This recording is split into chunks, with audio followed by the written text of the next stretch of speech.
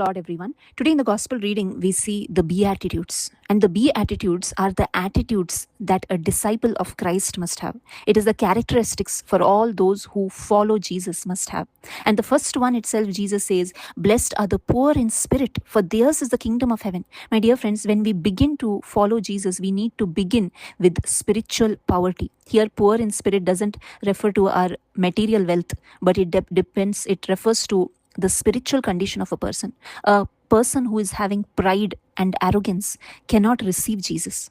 But we need to have that attitude like Christ. Jesus says, "I am meek and humble of heart." And we also need to come in this meekness, in this humility, in humbleness when we approach Christ, because Jesus says, "Only theirs is the kingdom of heaven." And we are all spiritually poor because of sin in our heart. That's why the second one says, "Blessed are those who mourn." Today we need to mourn. We need to repent of our sins.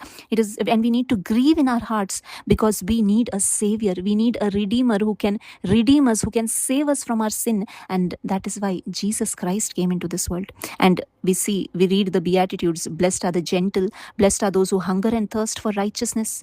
This righteousness is found only in Jesus Christ. We need to hunger and we need to thirst for Him alone. And only when we receive Him in our life can we be totally satisfied. And then Jesus says, "Blessed are the merciful, blessed are the pure in heart." Definitely, we need to have a pure heart. Even King David said, "Create in me a clean heart, O Lord, and a right spirit within me." Today, we all need to ask the Lord for purity in heart. We need to have an undivided heart when we love God. We need to give our total heart, mind, and soul to Him.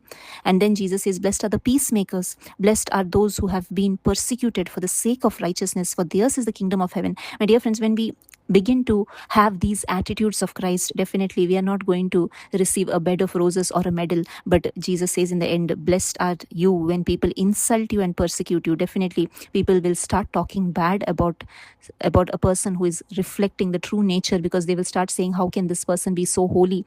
And all these kind of things will start coming. But Jesus is saying, "Blessed are you when all these things happen."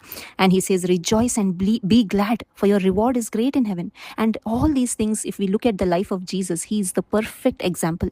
He had all these characteristics. And even though He was so wonderful in His heart, yet we see people insulted Him, people persecuted Him, people took Him to the cross to be crucified like a criminal. But yet Jesus did not complain, but He only thought of me and you on that cross.